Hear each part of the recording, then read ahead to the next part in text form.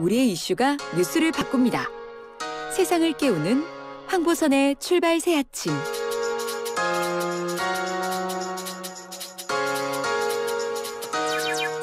자, 우리나라에서는요, 혼인신고하지 않고 그냥 함께 사는 이른바 비혼 커플은 그냥 보통 동거한다고 하죠. 비혼 출산 또는 1인 출산 인정하지 않고요. 법적, 제도적 불이익이 참 많습니다. 근데 정부가 시대도 국민 인식도 변화했다 이렇게 판단해서 이런 이른바 건강가정의 개념을 바꾸기로 했습니다. 어떻게 바뀌는지 여성가족부 김경선 차관과 함께 자세히 알아보겠습니다. 차관님 안녕하십니까? 네, 안녕하세요. 예, 먼저 최근에 4차 건강가정기본계획이었죠? 발표하신 거. 네. 간단히 그 뼈대부터 좀 정리해 주시겠습니까? 어떤 내용입니까? 네. 저 앞으로 향후 5년간 가족정책의 근간이 될 이번 4차 기본계획은 방금 말씀하신 대로 저희가 최근에 급격한 가족 변화를 반영해서 수립을 했습니다. 예. 2019년 기준으로 우리나라 1인 가구 비중이 전체 가구의 30.2%고요. 예. 2인 이하 가구가 전체 58%에 달합니다. 그래서 과거에 전형적인 정상가족이다 이렇게 했던 부부와 미혼자녀로 구성된 가구는 이제 29.8%에서 30%에 채 미치지 못하고 있습니다. 예. 그리고 또 가족에 대한 저희 인식조사 결과 10명 중에 7분은 혼인 혈연 관계가 아니어도 생계와 주거를 같이 하면 가족이라는 데 동의를 하고 있는 상황입니다. 예. 그래서 저희가 이렇게 가족 구성의 변화라든가 가족에 대한 국민 인식 변화를 고려해서 이번 4차 기본계획을 수립했는데요. 예. 간단하게 말씀드리면 첫째는 모든 가족이 차별 없이 존중받으면서 우리 정부 정책에서 배제되지 않도록 모든 가족을 포용하는 사회 기반을 구축하는 것과 두 번째로는 한부모 다문화 가족 등에 대한 맞춤형 지원은 지속적으로 하되 모든 아이를 양육하는 가구에 대한 기본적인 생활을 보장하는 것. 그다음에 세 번째로는 늘어나는 1인 가구에 대응해서 지역사회 공동체의 역할을 강화하는 등 사회적 돌봄 체계를 확대하는 것이고요. 마지막으로는 남녀가 함께 일하고 함께 돌볼 수 있도록 하는 정책을 강화하였습니다. 예, 알겠습니다. 자, 그러면 이런 거 이게 많이 바꿔야 되는 건데요. 근데 법제화가 필요한 건데 이게 앞으로 한 몇 년 정도 걸릴 것 같습니까? 전체적으로 완성하는데? 가족 개념 확대하는 부분 관련해서는 지금 건강가족기본법이라는 데서 가족의 정의를 혼인, 혈연, 입양으로 이루어진 사회 기본 단위다 이렇게 정의하고 있고 또 가장 보편적인 민법에서는 배우자나 직계혈종 및 형제 자매 등 그래서 혼인과 혈연에 의한 관계만 이렇게 인정하고 있습니다. 근데 지금 법 개정안이 건강가족기본법 같은 경우에는 국회에 지금 한 4개 정도의 법안이 이미 상정이 돼 있고요. 예, 민법은 아직 상정돼 있지 않지만 일단 건강가족기본법은 아마 곧 조속히 국회에서 논의를 하실 계획입니다. 그러면은 그래서 말씀하십시오. 이런 부분에 있어서는 제가 예단을 할 수 없는데 어쨌든 국회에서도 지금 여러 사회적인 변화라든가 이런 부분들을 인식하고 계시기 때문에 좀 충분히 논의하지 않으실까 싶습니다. 예, 알겠습니다.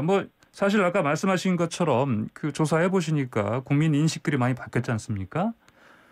그런 걸 봐서는 사실 정부가 추진하는 이런 어떤 가정의 개념을 바꾸는 거라든지 그다음에 기존의 어떤 그런 개념 때문에 불이익 본 거 이런 거 개선하는 거 이런 전체적인 어떤 방향에 대해서 여야가 의견이 이렇게 크게 다를 가능성은 좀 적어 보이는데 제가 보기엔 어떻습니까? 어떻게 보십니까?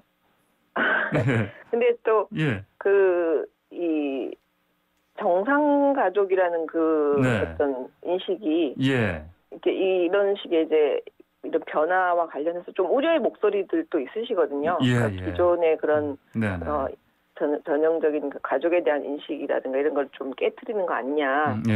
그래서 그건 좀 논의를 해보셔야 될 것 같습니다. 그렇군요. 알겠습니다. 자, 그러면 이제 기본적으로 좀 더 자세히 보자면요. 그동안에 이제 아까 제가 서두에서 말씀드린 것처럼 이제 이른바 동거한다고 하는 커플 있지 않습니까? 이분들의 그동안 사실은 이제 정상적인 하신 이 개념도 사실은 좀 토를 해봐야 되겠지만, 하여튼 불이익이 많았었는데 이런 부분을 많이 개선하는 거다 이렇게 보면 되겠네요. 어떻습니까? 예, 근데 이 가족 범위가 넓어지는 문제하고 예. 이 실질적으로 뭐 상속이나 네. 또는 뭐 연금 수급이나 이런 부분들은 네. 바로 연결되는 거는 아닙니다. 왜냐하면은 상속에 대해서는 또 별도로 예. 민법에서 상속권자가 따로 정해져 있고요.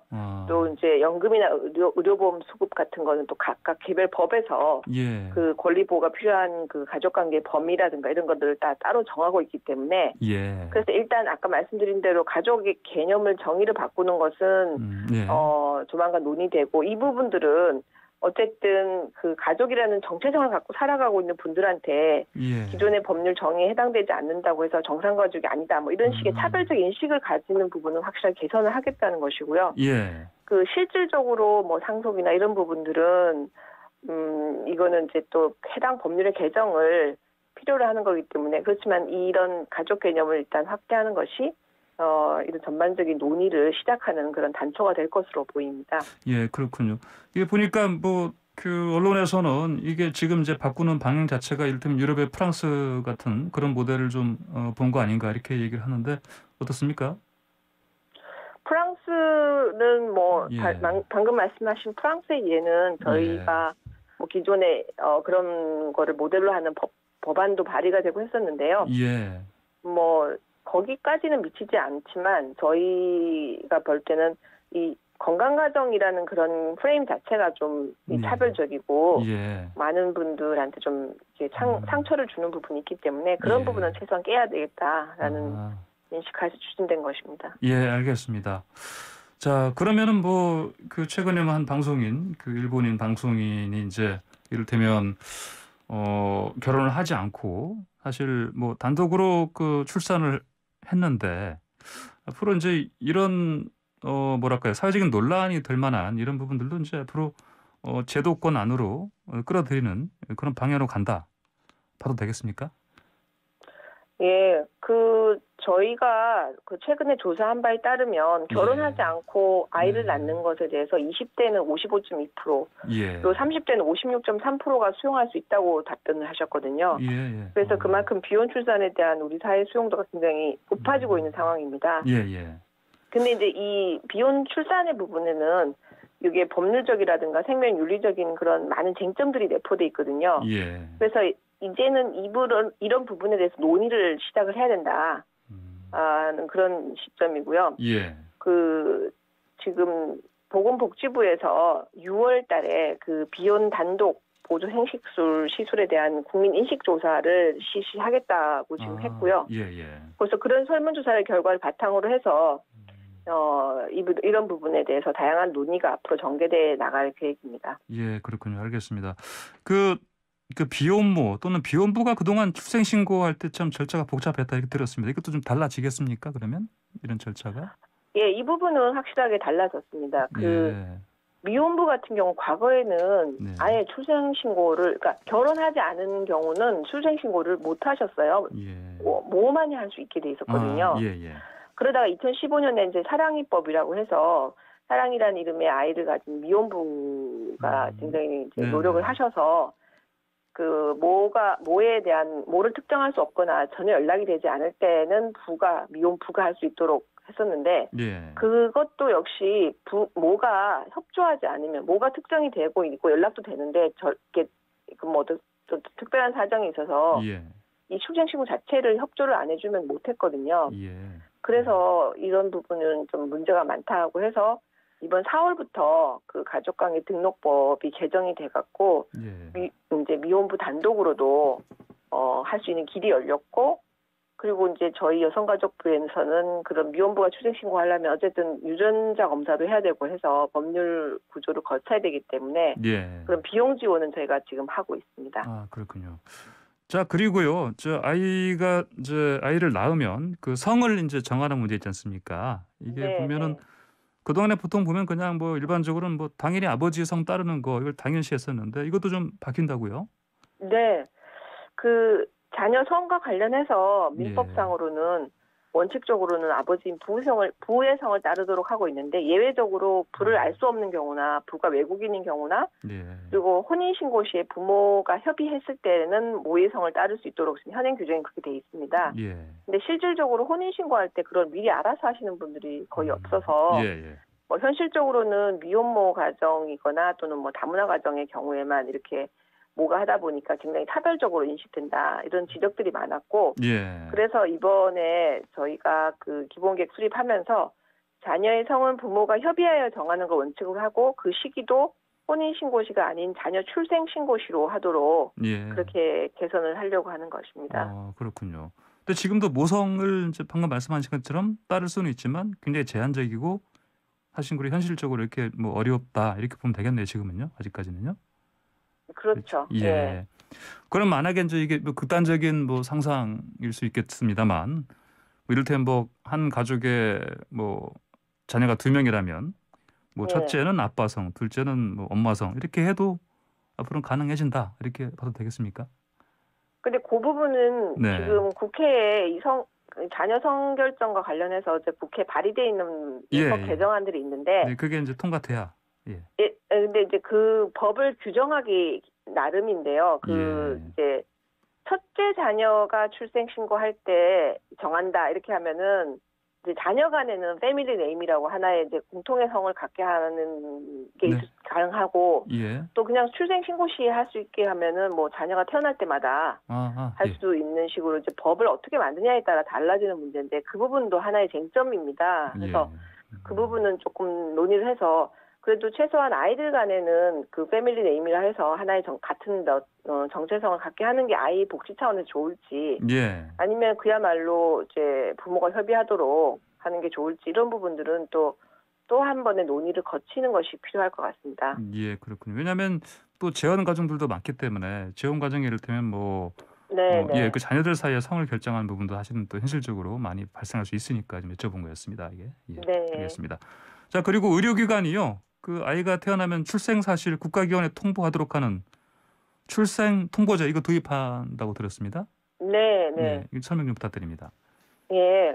그 아이가 태어났을 때 이제 병원이나 조산원이나 이런 데 태어났을 때 이 아이의 출생 신고를 안 하고 그 아이를 키우는 이런 이제 이건 아동 복지 차원에서 굉장히 심각한 문제이거든요. 그래서 선진국들은 출생 등록제 또는 출생 통보제 이런 식으로 활용하고 있는 경우가 많은데 저희도 이 부분은 이제 바로 통보가 되도록 그러니까 그 의료기관 등에서 그 출생 신고를 하고 있는 주민센터에 그것이 바로 통보되도록 하는 그런 제도를 지금 추진하고자 하고 있습니다.